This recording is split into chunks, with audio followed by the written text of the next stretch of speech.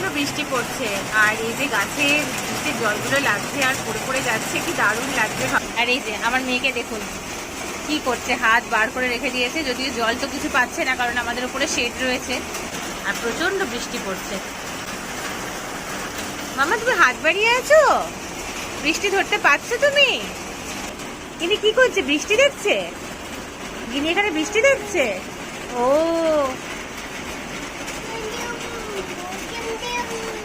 ঝমঝম বৃষ্টি কি করে পড়ছে, বৃষ্টি কি করে পড়ছে মাম্মা?